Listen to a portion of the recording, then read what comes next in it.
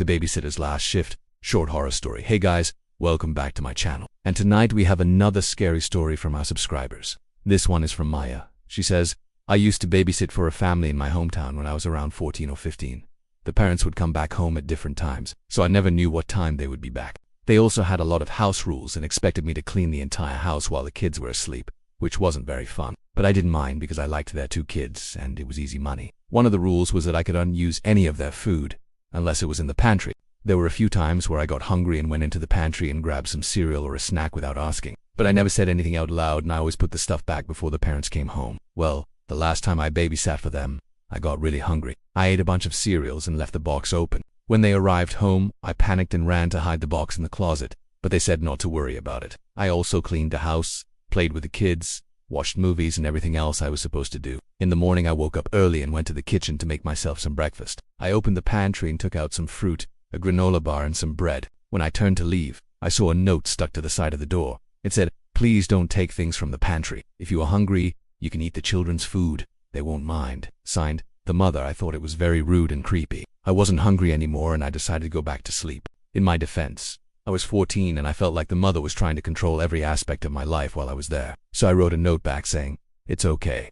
I won't eat anything. Thank you, signed, the babysitter. Later that day, the kids went down with the flu, so I stayed inside to take care of them. I made them soup, played games and watched TV until it was time for bed. After they fell asleep, I heard some shuffling in the hallway, and I assumed it was their parents. Then I heard footsteps near my room. I ignored it, thinking that whoever it was would knock on my door.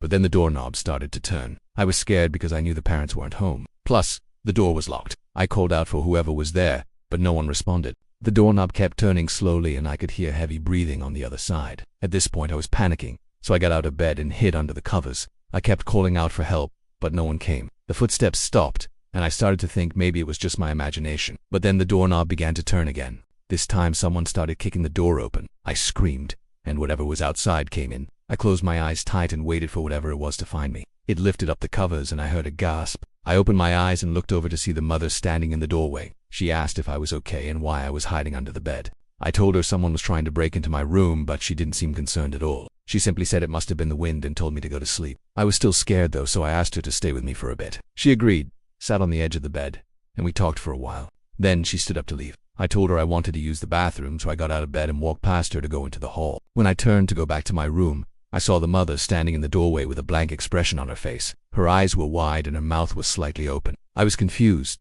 so I asked what was wrong. She said she needed to talk to me about something important and asked if I followed her. I nodded slowly, still feeling uneasy. She led me to the kids' room, which had a second door that led to an empty nursery. Then she closed the door behind me and turned off the light, leaving me in total darkness.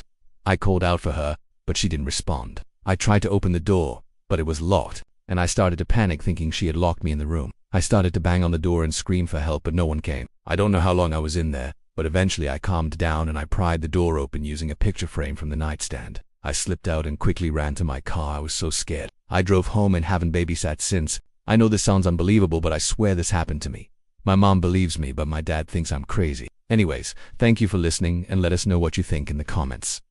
Thanks for watching this terrifying, scary story. Hope you liked it. If you watched till the end, please comment "end" so that we could understand you were with us till the end. If you've ever had a creepy experience, let us know in the comments below. We'd love to hear your stories. As well as, please let us know where are you watching from. Don't forget to like, share, and subscribe for more spine-chilling tips. Last but not the least, before leaving, please check out the horror story ebook. Link in the description. See you in the next one. Until next time, stay safe and stay out of the shadows. Good night.